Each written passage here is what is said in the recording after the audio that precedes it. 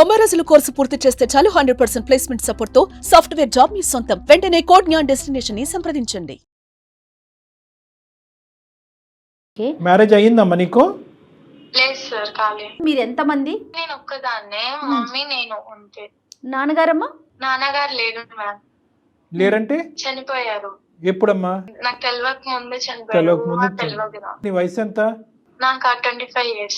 అమ్మ అప్పటి నుంచి ఇప్పుడు 25 years వరకు ఇంకొక పెళ్లి ఏమీ లేకుండా నిన్నే పెంచుకుంటూ అమ్మ అలా కాపాడుకుంటూ వచ్చింది, అంతేగా? Yes sir. సంతోషం. మరి ఇప్పుడు సమస్య ఏంటమ్మా? అంత కష్టపడినటువంటి తల్లి నీకు సమస్య అవటం ఏంటి? అంటే నాకు తెలియని వయసులో డాడీ చనిపోయారు సార్. మాకు ఒక తెలిసిన అంకుల్ వాళ్ళు ఉండే. ఓకే. అంకుల్ వాళ్ళ ఇంటికి డైలీ వెళ్తుండే మమ్మీ. అంకుల్ నాకు బట్టలు అవన్నీ కొనిస్తుండే. చుట్టుపక్క వాళ్ళందరూ మమ్మీ గురించి చెడుగా మాట్లాడినారు. ఇక నాకు ఎందుకు ప్లాన్ వదిలేసా. ఇక కొంచెం పెద్దగా అయినాక మమ్మీకి అడిగితే నువ్వు చిన్న పిల్లవి, చిన్న పిల్లలు ఎక్కుండు, నీకు అవసరం లేదన్నది. ఒక్క నిమిషం శాలిని, అంకుల్ ఎవరమ్మా? మీ మీ చుట్టాలా, మీ దగ్గర బంధువులా, ఎవరు? మాకు తెలిసిన అంకుల్ ఆయన. అంటే మమ్మీ వాళ్ళ దగ్గర పనికి వెళ్తది సార్. ఒకే ఊరా అది అడిగేది? ఒకే ఊరు మ్యామ్. అంటే అక్కడ చేసే పని ఏంటమ్మా? అమ్మ చేసే పని ఏంటి? అమ్మ వృత్తి ఏంటి? ఇంట్లో పని చేస్తుంది. అంటే మీ బ్రతుకు తెరుగు గురించి అమ్మ ఇంట్లో పని చేస్తుంది. అవును సార్. మరి ఆ ఇంట్లో ఎవరన్నా ఉన్నారా? అంటే అంకుల్ తో పాటు వేరే వాళ్ళు ఎవరైనా ఉంటారా? ఆహా, ఎవరు ఉండరు సార్. అంకుల్ వాళ్ళ వైఫ్ చనిపోయింది. అతని భార్య కూడా లేదు? ఆహా, లేదు. మరి లేరు. అంకుల్ కి పిల్లలు? పిల్లలు ఉన్నారు, యుఎస్ లలో ఉన్నారు. పెద్ద పిల్లలేనా? పెళ్లిళ్ళు అయిపోయిన వాళ్ళవి. నీకు 25 అంటున్నావు, అమ్మ వయసు ఎంతమ్మా? 49. 49. అంకుల్ వయసు? అంకుల్ వయసు 50. ఓకే. సో పిల్లలు 50-52 అట్లా ఉండుంటుందేమో. ఇక అక్కడ ఉండలేక, ఊర్లో ఉండలేక నేను హైదరాబాద్ వచ్చేసా సార్. మమ్మీకి చెప్పా నేను, ఇక్కడ హైదరాబాద్ వచ్చే మమ్మీ, మనం ఇక్కడనే రూమ్ చూసుకుని ఉందామన్నా. అయితే మమ్మీ రానన్నది. కాదమ్మా, నువ్వు హైదరాబాద్ ఎందుకు వచ్చావమ్మా? శాలిని, నేను స్టడీకి వచ్చాను సార్. ఏంటి అమ్మ అమ్మ అమ్మ గురించి లోకం ఏమనుకుంటుంది, ఊరు వాడ ఏమనుకుంటున్నారు, నీ మనస్సాక్షి ఏమంటుంది? అంకుల్ కి మమ్మీకి ఏదో ఎఫర్ ఉందని అనుకుంటున్నారు సార్. మీ తల్లి అంటే చిన్నప్పటి నుంచి మీ తల్లి గురించి నీకంటే ప్రపంచంలో దేవుడికి కూడా బాగా తెలీదు. నువ్వు నమ్ముతున్నావా? మీ అమ్మ ఉద్దేశం కానీ, ఆలోచన కానీ, క్యారెక్టర్ కానీ అదని నువ్వు నమ్ముతున్నావా? ఎందుకంటే మమ్మీకి హైదరాబాద్ రమ్మంటే రానన్నారు సార్. హైదరాబాద్ రమ్మంటే రానంది కాబట్టి కారణం. అంటే ఊర్లో ఒకరిద్దరు అలా అనుకుంటున్నారమ్మా, చాలా మంది అనుకుంటున్నారా? ఊరందరూ చాలా మంది చాలా ఇదే అనుకుంటున్నారు. సరే, మరి ఎప్పుడైనా నువ్వు అమ్మ మరి అందరు ఇలా అనుకుంటున్నారు, నేను స్కూల్కి కాలేజీకి వెళ్ళటానికి నాకు పరువు తక్కువగా చిన్నగా అనిపిస్తుంది, మరి నువ్వు పని అక్కడ మానేసి వేరే పని చూసుకో అమ్మా అని నువ్వు చెప్పలేదా? చెప్పా సార్, కానీ మమ్మీ వినలేదు. అమ్మ వినలేదు. వాళ్ళ ఇంటికి నువ్వు ఎప్పుడైనా వెళ్ళావా? వెళ్తాం. నీతో ఎలా ఉంటారమ్మా? నాతో మంచిగానే మాట్లాడతారు, మంచి ఫీలింగ్ అనిపిస్తుంది. కాకపోతే ఇక ఊరోళ్ళు అనడం వల్ల మళ్ళీ చూస్తా కదా, దాని వల్ల. తను చెప్పేది ఏంటంటే మమ్మీ చెడు కాదు, అంకులు చెడు కాదు, కానీ లోకం ఇలా మాట్లాడుకునేటప్పటికి అది వదిలేయమ్మా అని చెప్పి 1-10 సార్లు చెప్పేటప్పటికి అమ్మ పని వదిలేకపోవటం, పోనీ హైదరాబాద్ వెళ్ళిపోదాం అమ్మ అంటే కనుక హైదరాబాద్ రాకపోవటం వల్ల ఈ అమ్మాయి చూసింది లేదు, ఏమీ లేదు, విన్నది ఒకటే. ఇంకా అదే లోకం యొక్క మాటలు నిజమేమో, అందుకే అమ్మ అని అనుకుంటుంది. సరే, ఈ సమస్య తీసుకుని ఇప్పుడు మా దగ్గరికి ఎందుకు వచ్చావు శాలిని? అంటే ఎందుకు ఇప్పుడు ప్రత్యేకంగా మాకెందుకు ఈమెయిల్ పెట్టావు? అంటే మమ్మీ పని చేస్తుంది కరెక్టా రాంగా అని. అంటే నేను బెంగళూరులో జాబ్ చేస్తున్నాండి. ప్రతి మార్లు తీసుకొచ్చా ఊరు నుంచి. 1 week తర్వాత అంకుల్ కి హెల్త్ మంచిగా లేదని ఫోన్ వచ్చింది ఊరు నుంచి. మమ్మీ వెళ్తానంటే నేను వద్దనేసిన. మమ్మీ నాతో గొడవ పడి ఆఫీస్ కి వెళ్ళంగానే వెళ్ళిపోయింది మమ్మీ నాకు చెప్పకుండా. బెంగళూరు ఇప్పుడు నువ్వు హైదరాబాద్ నుంచి బెంగళూరు వచ్చేసావమ్మా జాబ్ రీత్యా? వచ్చేసా. సో అమ్మని ఇక్కడ తెప్పించుకుంటే కనుక అంకుల్కి ఒంట్లో బాగాలేదని చెప్పి వద్దమ్మా అని చెప్పినా కూడా అమ్మ నీకు చెప్ప పెట్టకుండా ఊరెళ్ళిపోయింది. అమ్మ యొక్క క్యారెక్టర్ మీద లోకం ఒక ప్రశ్న పెట్టింది, ప్రశ్న వేసింది. అది కాస్త ఒక తల్లిగా నువ్వు చిన్నప్పటి నుంచి ఇంత కష్టపడి పెంచినటువంటి తల్లిని గౌరవించాలో తెలియదు, లేదంటే ఇలా లోకం ఇలా మాట్లాడుకుంటుంది కాబట్టి అమ్మ ఏంటి ఇలాంటిదా అనేటటువంటి విషయం వల్ల బాధపడాలని నీకు అర్థం కాలేదు అన్నది మాకు అర్థమైంది. కానీ ప్రత్యేకంగా ఇప్పుడు ఈమెయిల్ పంపించడానికి కారణం రీజన్ ఏంటి? ఎందుకు మాకు దాకా వచ్చావు? నాకు సంబంధాలు వస్తున్నాయి సార్. అది అయితే ఊరికి వెళ్తేమో మళ్ళీ ప్రాబ్లం అవుతుంది. మమ్మీ గురించి అందరు తప్పుగా మాట్లాడుకుంటున్నారు కదా సార్. అదేలే. దాని వల్ల అనేసి మమ్మీ ఇక్కడ పిలుచుకొని వచ్చా సార్ నేను. ఇప్పుడు నీకు పెళ్లి సంబంధాలు వస్తున్నాయమ్మా?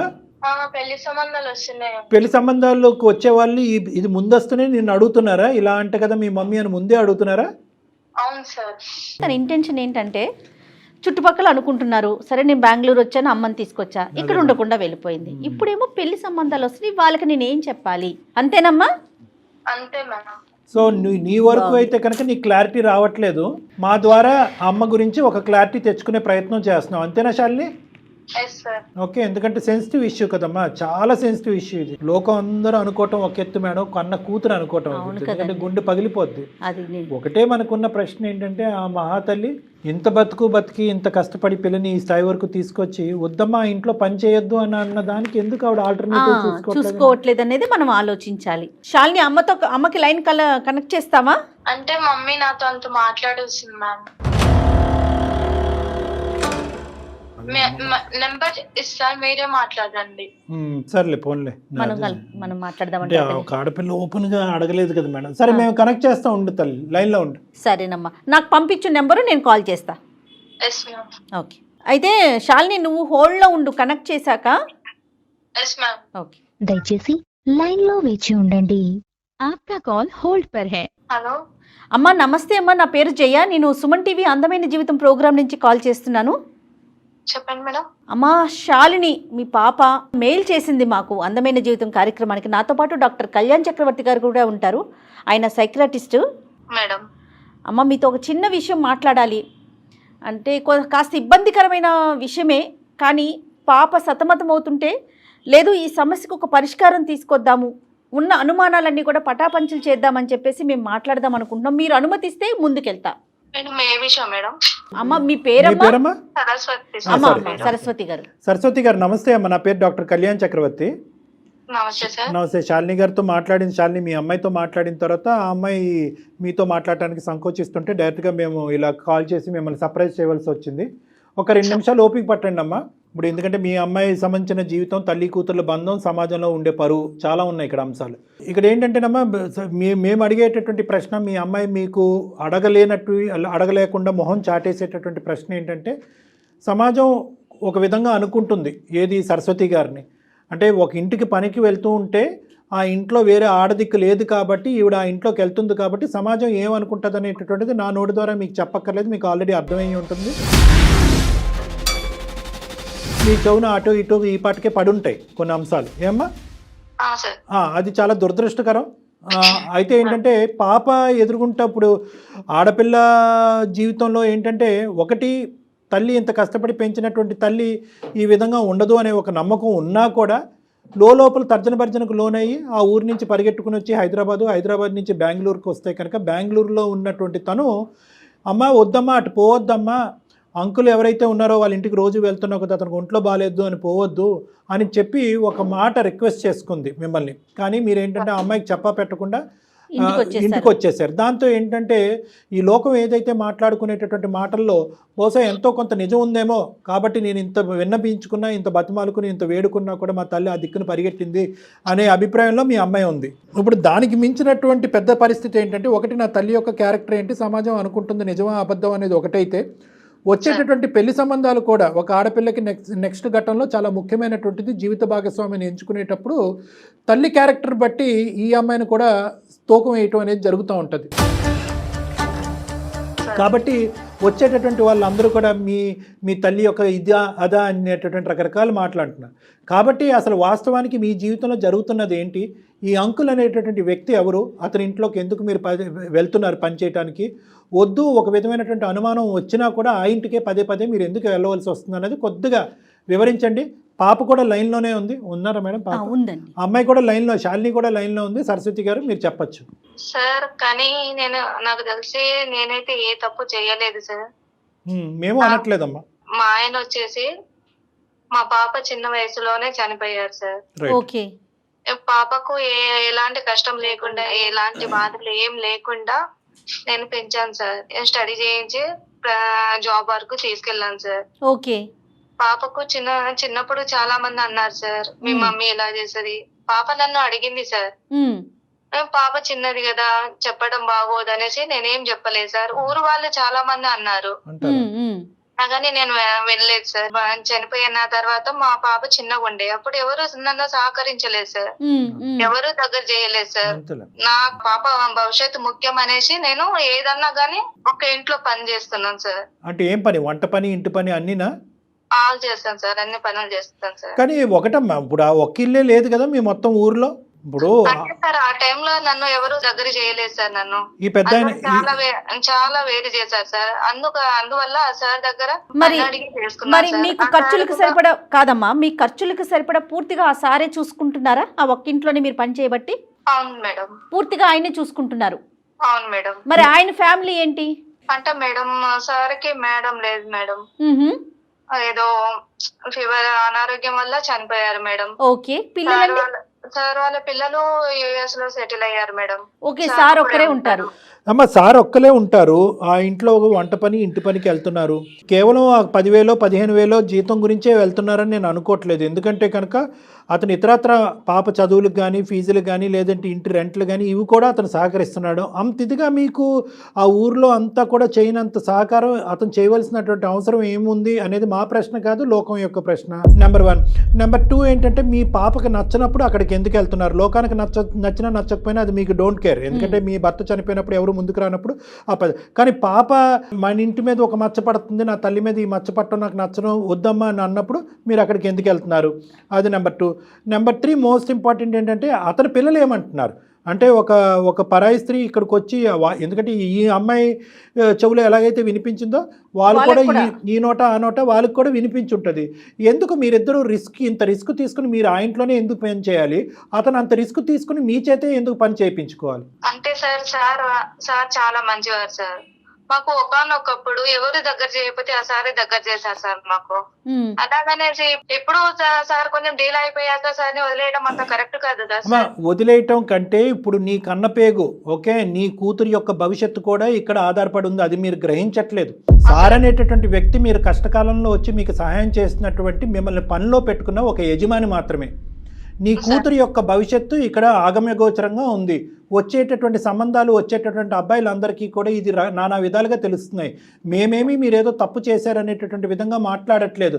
కానీ ఇక్కడ ఇంత రిస్క్ తీసుకుని ఆ వ్యక్తిని కాపాడేంత ప్రయత్నం మీరు ఎందుకు చేస్తున్నారు? అతనికి సహాయపడాలి, కానీ దానికి మించి మీ కూతురు యొక్క భవిష్యత్తు గురించి మీరు ఆలోచించాలి. సార్ కూతురు భవిష్యత్తు గురించి ఆలోచించే వచ్చాను సార్. అప్పుడు సార్ బాగానే ఉన్నారు. అప్పుడు నేను సార్ దగ్గర వర్క్ చేశాను కాబట్టి సార్ బాగానే ఉన్నారు. ఇప్పుడు నేను వచ్చేసాను సార్, పాప దగ్గరకు వచ్చేసాను బెంగళూరుకి. తర్వాత సార్కి హెల్త్ బాగాలేదు. సార్కి అక్కడ ఆ టైంలో నాకు ఎవరైతే ఎలా లేరు, ఇప్పుడు ఈ సార్కి ఎవరు లేరు కదా, కాబట్టి నేను పోవడం తప్పదు కదా సార్. అమ్మ మరి అతనికి ఇంకొక 10 సంవత్సరాల పాటు ఆరోగ్యం బాగుండదు, మరి మీరు అక్కడ ఉండిపోతారా? ఉండిపోతాను సార్. ఎందుకమ్మా మీరు తప్ప అతనికి ఎవరు చేయలేరా? లేదు సార్, చేయలేదు సార్. ఇప్పటికైనా నిజం చెప్పండి సరస్వతి గారు, అసలు ఏంటి మీ ఇద్దరి మధ్యన? నాకు అర్థం కావట్లేదు. మీరు కేవలం ఆ ఇంట్లో పనిచేసేటటువంటి వ్యక్తిలాగా నాకు అనిపించట్లేదు. ఇంకా ఎవరు సహాయం చేసేటటువంటి ఆడవాళ్ళే ఈ ప్రపంచంలో లేరా అతనికి? మీరు కాకపోతే ఇంకొకరు చూసుకుంటారు. మీ మధ్య ఎలాంటి సంబంధం లేకపోతే మీరు రావటానికైతే అమ్మాయి పిలిచింది కాబట్టి వచ్చారు, కానీ వచ్చిన దారిలోనే మళ్ళీ వెనక్కి వెళ్ళిపోయారు మీరు. సార్ చెప్పలేను సార్, కాకపోతే ఆ సార్ అయితే నాకు ఆ సార్కి వేరే రిలేషన్ అనేది ఏమీ లేదు సార్. మనస్సాక్షి మీద చెయ్యేసుకుని మీ అమ్మాయి మీద ఒట్టేసుకుని నేను ఇలా అనకూడదమ్మా, ఇలా అడగకూడదు.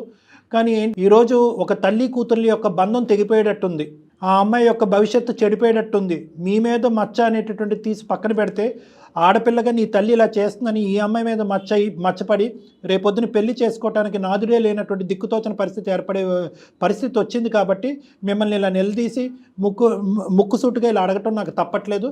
నిజం చెప్పండి ఇప్పటికైనా ప్లీజ్. సార్ ప్రతిదానికి మీరు అలా అడుగుతున్నారు కదా సార్, దీనికి సొల్యూషన్ మీరే చెప్పండి సార్. చెప్పమ్మా, నువ్వు చెప్పమ్మా. నిజం చెప్తే మీ ఇద్దరి మధ్యన ఉండేటటువంటి ఏమంటాలో నాకు తెలియదు, అర్థం కావట్లేదు. మీ ఇద్దరి మధ్యన ఉండేటటువంటిది ఒక యజమాని ఇంట్లో పని చేసుకునేటటువంటి ఒక అమ్మాయికి సంబంధించినటువంటి ఇదా, దానికి మించిందా? మీరు వాస్తవాలు పలకండి. మీరు నిజం చెప్తే దానికి ఏం చేయాలి, దానికి సొల్యూషన్ ఏంటనే సలహా డాక్టర్ గారు ఇస్తారండి. అంటే ఈ సమస్యకి ఒక పరిష్కారం తీసుకురావాలి కదమ్మా. అతనికి మీ మనసులో ఒక స్థానం ఉందా, మీకు అతని మనసులో ఒక స్థానం ఉందా? ఇంతవరకు చెప్పండి ప్లీజ్. ఉంది.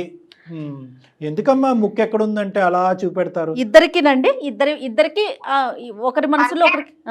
సార్ నేను చెప్తే సమాజం యాక్సెప్ట్ చేయదు కదా సార్. మరి అమ్మా ఎలా చెప్పినా అమ్మా ఇంత ఇప్పుడు యాక్సెప్ట్ చేస్తోందా? ఇప్పుడు ఏమి యాక్సెప్ట్ చేస్తుంది? ఇప్పుడు సమాజం అసహ్యంగా, దురదృష్టకరంగా, చండాలంగా మాట్లాడుకుంటున్నారు. అక్కడ అతను భార్యను వదిలేసి పారిపోయి వచ్చి మీతో ఉండలేదు, మీరేమొచ్చి మీ భర్తను వదిలేసి పారిపోయి అతనితో ఉండలేదు. మీ ఇద్దరు భర్తలను పోగొట్టుకున్నారు, ఏకాగ్గా బతుకుతున్నారు, పిల్లల్ని పెంచుకుంటూ, అతని పిల్లల్ని పెంచుకుంటూ అమెరికా పంపించుకున్నాడు, నీ కూతుర్ని పెంచుకుంటూ నువ్వు బెంగళూరు ఉద్యోగం చేసావు. ఇంత గౌరవప్రదంగా బతికినటువంటి మీ ఇద్దరికి ఎందుకు ఈ చెడ్డ పేరు? ఎందుకు? మీరు ధైర్యంగా ముందుకు వచ్చి మీరిద్దరు పెళ్లి చేసుకోండి, తప్పే ఉంది అందులో. సమాజం యాక్సెప్ట్ చేస్తుందా సార్? అమ్మా ఇప్పుడు దీన్ని యాక్సెప్ట్ చేస్తుందా? అంటే ఇప్పుడు మీరు ఎలా ఉన్నారంటే, కాదు కళ్యాణ్ గారు, వెనక ఏదన్నా మాట్లాడుకోండి, నాకు అనవసరం, ఎదురుగుండా ఏది మాట్లాడొద్దని కోరుకుంటున్నట్లున్నారు. అది ఎట్లా కుదురుతుందమ్మా? అది మీ వరకు పోనీ మీరు యాక్సెప్ట్ చేస్తారు, పాప యాక్సెప్ట్ చేయలేకపోతుంది కదా. ఈ ముద్ర పాప మీద పడుతుంది కదా. పాప మీద మచ్చపడుతుంది, అదొకటమ్మా. రెండోది ఏంటంటే మీ మనసులో చాలా కసి కోపాన్ని సమాజం మీద పెంచుకున్నారు. ఎవరైతే కనుక నా భర్త చనిపోయినప్పుడు ఎవరు నా సహకరించలేదో వాళ్ళు ఎలా అరుచుకున్నా, ఎలా తిట్టుకున్నా, ఎలా వెనకత్త నుంచి గుంతలు తవ్వినా కూడా నేను కళ్ళు మూసుకుని ముందుకు వెళ్ళిపోతాను అని చెప్పి ఆ ముందుకు వెళ్ళేటటువంటి క్రమంలో మీ పద్ధతిని మార్చుకోలేకపోయారు, పిల్లమే పడేటటువంటి భారాన్ని కూడా ఆలోచించలేకపోయారు. ఇది ఒక మేమనేది ఏంటంటే కనుకమ్మ, ఈ లోకం నోరు మూయించాలి అంటే కనుక ఈ బంధాన్ని ఒక పవిత్ర బంధం కింద మార్చండి, కానీ దాన్ని లీగలైజ్ చేసుకోండి, పెళ్లి చేసుకోండి, మేమిద్దరం భార్యాభర్తలను అనుకోండి. ఓకే, పాప యాక్సెప్ట్ చేయదు కదా సార్. పాప అమ్మ అది సెకండరీ. మీరు చిన్నప్పటి నుంచే, ఇప్పుడు కాదు మొదటి నుంచే పాప మైండ్ ప్రిపేర్ చేసి, ఎందుకంటే పాపకు కూడా అతనంటే ఎటువంటి అగౌరవంగా ఉండే ఆలోచన ఏమీ లేదు. చిన్నప్పటి నుంచి అతను చాలా ఫాదర్లీ రోల్ ప్లే చేస్తున్నారు, కావాల్సినటువంటి అవసరాలన్నీ చూసుకుంటున్నారు. అతని మీద ఈ ఫోన్ కాల్కి ముందు కూడా ఆ అమ్మాయి ఎటువంటి చెడు అభిప్రాయం అమ్మాయి చెప్పలేదు. ఎందుకు యాక్సెప్ట్ చేయదు? ఆ అమ్మాయికి ఆ విధంగా మెంటల్గా ప్రిపేర్ చేస్తే యాక్సెప్ట్ చేస్తుంది. మీ ఇద్దరు ఇప్పుడు ఫస్ట్ టైం మీరు మీ అమ్మాయి ఎదుర్కొంటా, కాదమ్మా ఇటువంటి సంబంధం ఉందని నాకు చెప్తున్నారు, ఇదే ముందు నుంచి చెప్పుంటే సరిపోయి ఉండేది కదా. అలా చెప్పకుండా లోకం అందరూ ఈ అమ్మాయి చెవులో పడిన తర్వాత ఈరోజు తల్లిగా మీరు వచ్చి చెప్తున్నారు. ఇప్పుడు ఆ అమ్మాయి ఏమనుకుంటుంది? అమ్మాయి నువ్వే నీ నోటు వెంట చెప్తే కనుక నేను అప్పుడే యాక్సెప్ట్ చేసుకున్నాను కదా, ఇలా పరువు తీసుకున్న తర్వాత పెళ్లి చేసుకోవటం ఏంటమ్మా అనేటటువంటి ఫీలింగ్ ఆ అమ్మాయికి ఉండదా? ఇలా సెకండరీ ఇన్ఫర్మేషన్ ఎందుకు తీసుకోవాలి మీ కన్న కూతురు? కాదు కళ్యాణ్ గారు, ఇంకొక విషయం అండి, ఇక్కడ పిల్ల చిన్నప్పుడు అంటే చిన్నతనం, 25 ఏళ్ళు వచ్చేసాక ఇంకేం చిన్న పిల్ల అండి. పిల్ల కూడా వయసు పెరుగుతూ ఉంది కదమ్మా, ఇంకా చిన్నపిల్ల కాదు కదా, తనకంటూ ఒక మెచ్యూరిటీ వచ్చింది, ఆలోచన విధానం ఉంది. డాక్టర్ గారు చెప్పినట్లుగా కూర్చోబెట్టి విషయం చెప్పుకోవాలి కదా. మీకు ఇంకో ఆలోచన ఉండొచ్చు, ఈ పద్ధతిలో పెళ్లిళ్ళు చేసుకుంటే కనుక పిల్లలకి పెళ్లిళ్ళు అవుతాయని చెప్పి. అమ్మ ఆ పద్ధతిలో పెళ్లిళ్ళు చేసుకోకుండా ఈ విధంగా ఉంటేనే పిల్లల పెళ్లిళ్ళు చెడిపోతాయి. అర్థమైందమ్మా? ఈ విధంగా పెళ్లి చేసుకోకుండా, కాదండి పని మనిషిని పని అమ్మాయినే మాత్రమే, అతనికి నాకు ఏం సంబంధం లేదు అంటే కనుక మీరు ఒక స్టోరీ చెప్తూ ఉంటారు, లోకంలో ఉండేటటువంటి 1000 మంది ఒక్క చెప్తూ ఉంటారు, దానివల్ల పెళ్లి చెడిపోతాయి. కానీ మా అమ్మ నా తండ్రి చనిపోవటం వల్ల, ఒక అంకుల్ యొక్క భార్య చనిపోవటం వల్ల వాళ్ళిద్దరు పవిత్రంగా ముందుకు వచ్చి సభాముఖంగా సమాజం ఎదుర్కొంటా ఉండి చాలా పవిత్రంగా పెళ్లి చేసుకున్నారంటే కనుక గౌరవం పెరుగుతుంది కానీ తరుగుతుందమ్మా. దానికి ఇష్టమైనోడే వస్తాడు రేపొద్దున మీ పాపకి, అంతే కదా. అదేముంది, అది దాన్ని యాక్సెప్ట్ చేసి అతనే వస్తాడు. ఇప్పుడు ఆడపిల్ల పెళ్ళి అయిన తర్వాత అత్తింటికి వెళ్ళిపోతుంది, మీరు ఏకాక అవుతారు, మీకంటూ ఒక తోడు కావాలి. ఎందుకు ఒక వ్యక్తి ఇంట్లో ఈ విధంగా ఉంటున్నాననేటటువంటి మాట ఎందుకు? అతనికి తోడు కావాలి, మీకు తోడు కావాలి. మీరు చేసేటటువంటిది మీరు పెళ్లి చేసుకుంటే అది టోటల్గా లీగల్. ఎందుకు మీరు భయపడుతున్నారు? అమ్మా సింపుల్, పాప పెళ్లికి తాత్కాలికంగా పోస్ట్పోన్ చేయండి. పాప పెళ్లికి వచ్చినటువంటి తొందర ఏమీ లేదు. అమ్మాయికి 25 ఇయర్స్, కావాలంటే ఇంకో 2-3 ఇయర్స్ వెయిట్ చేయడానికి కూడా తను రెడీ అవుతుంది. ఆ విధంగా తను మెంటల్గా ప్రిపేర్ అవుతూ ఉంటుంది. ఫస్ట్ పాపను అడిగి తెలుసుకోండి మీరు. అమ్మ నేను ఇటు మాతో మాట్లాడటం కాదు, మీ అమ్మాయితో మీరు మాట్లాడండి, శాలినితో మాట్లాడండి. అమ్మ నువ్వు అనుకుంటున్నట్టుగా నేను వాళ్ళ ఇంట్లో పనిచేయటం కాదు, నేను అతనికి నాకు మధ్యన ఒక బంధం అనేది ఏర్పడింది, ఆ బంధాన్ని మేము పెళ్లి రూపాన్ని దాల్చాలనుకుంటున్నాము, అది నీకు ఇష్టమా అని మా ఎదుర్కొంటే అడగండి. ఒక మాట అడగండి. నేను చెప్పలేను సార్, నాకు పాపకు మాటలు లేవు సార్. అమ్మ మాటలు లేవంటే ఎన్ని సంవత్సరాలు ఉండిపోతారమ్మా తల్లి కూతుర్ల మధ్యన? అంటే ఈ విషయం వల్ల మాటలు తెగిపోయినాయి మేడం. అదే మనం కన్వే చేద్దాం. అంటే సార్ ఇలాంటి విషయాల్లో నేను చెప్పలేను కదా సార్. అదే కదా సమస్య ఫస్ట్ నుంచి. శాలిని ఉన్నావమ్మా? విన్నావా ఇప్పటి వరకు చెప్పిందంతా అమ్మా? లోకం ఏ విధంగా అనుకున్నా కూడా అమ్మ తప్పు పని అంటూ ఏమీ చేయలేదు. తనని ఆదరించేటటువంటి ఒక వ్యక్తి దగ్గరికి ఉండటానికి ఇష్టపడుతుంది. అదేవిధంగా ఏంటంటే అతన్ని ఆదరించేటటువంటి వ్యక్తిగా ఈవిడ కూడా అతని దగ్గర, వీళ్ళిద్దరూ మనసులు కలిసినాయి. నువ్వు ఎంత అవునన్నా కాదన్నా వాళ్ళ మనసులు కలిసినాయి. లోకం రకరకాల విధాలుగా అనుకోవచ్చు. ఆ లోకం అనుకునే దాన్ని బట్టి మీ అమ్మకి ఇచ్చేటటువంటి మర్యాద కానీ మీ అమ్మతో నీకు ఉండేటటువంటి బంధాన్ని మాత్రం నువ్వు వీకెండ్ చేసుకోవద్దు అనేది నా రిక్వెస్ట్. నెంబర్ 1. నెంబర్ 2 ఏంటంటే అమ్మకుండే ప్రధానమైనటువంటి భయం ఏంటంటే కనుక, నేను పెళ్లి చేసుకుంటాను అంటే కనుక లోకం ఎలా అనుకున్నా నాకు అనవసరం, కానీ శాలిని ఎలా తీసుకుంటుంది అనే భయంతో ఇప్పటి వరకు ఇది గుట్టు రట్టవకుండా గోప్యంగా ఉంచింది అమ్మ. అవును.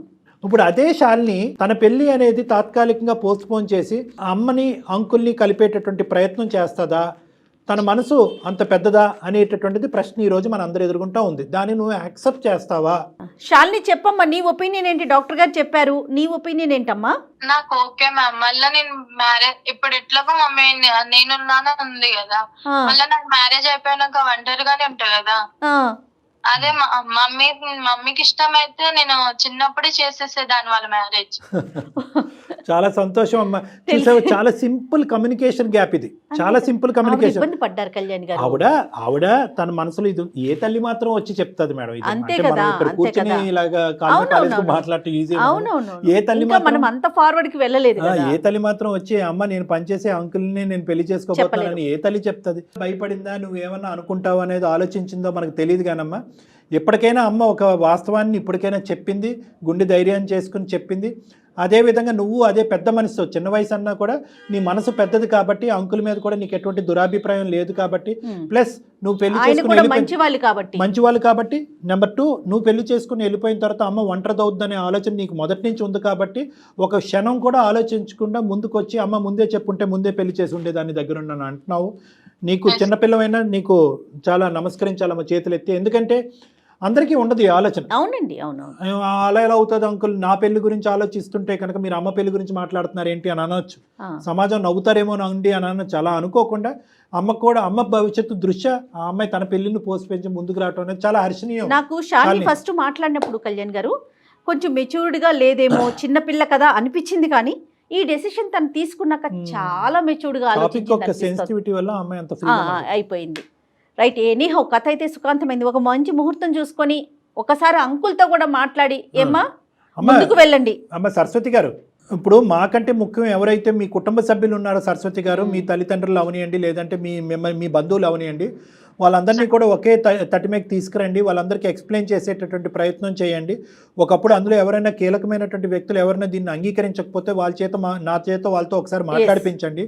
వాళ్ళందరినీ అంగీకరించేటటువంటి పూచి నేను తీసుకుంటాను. ఎందుకంటే ఇది చాలా, ఎవరు ఏమనుకున్నా సరే ఇది చాలా మంచి కార్యక్రమం. ఎందుకంటే కనుక మీరు ఒక తప్పుడుగా అనుకుంచేటటువంటి లోకం యొక్క లోకం యొక్క నోరులు మూయించేటటువంటి ప్రయత్నం, మీ కూతురికి ఒక కొత్త భవిష్యత్తు ఇచ్చేటటువంటి ఒక దారి. సో దీంట్లో ఎంత వందల వేల మంది వచ్చినా కూడా నేను కన్విన్స్ చేయడానికి నేను రెడీగానే ఉన్నాను. వాళ్ళందరినీ కూడా సమీకరించండి, వాళ్ళందరికీ నచ్చజెప్పి వెరీ గుడ్, సూపర్. వాళ్ళు అన్నకున్న ఒకటే కదా సార్, అంతే కదా. ఇంకా ముందుకు వెళ్ళండి హ్యాపీగా. ఓకేనమ్మా సరస్వతి, శాలిని. Okay sir. నమస్తే. Thank you, all the best అమ్మా. చాలా సింపుల్ గా సొల్యూషన్. ఎంత చక్కటి విషయం చెప్పారో కళ్యాణ్ గారు. నాకు పర్సనల్ గా కూడా అంటే, ఎందుకంటే ఒక స్త్రీ జీవితం ముందుకెళ్తోంది చూడండి. అంటే ఈ వయసులో పెళ్ళా అనుకునే వారికి పెళ్ళి అంటే ఒక్క కాజే చూడకూడదు కదా, జీవితాంతం ఒక మనిషికి ఇంకొక మనిషి తోడు కదండి, అది చాలా అవసరం. మీరు చెప్పిన వెంటనే నాకు పర్సనల్గా చాలా మనసులో భలే సంతోషం అనిపించిందండి. Thank you so much Kalyan గారు. నమస్తే.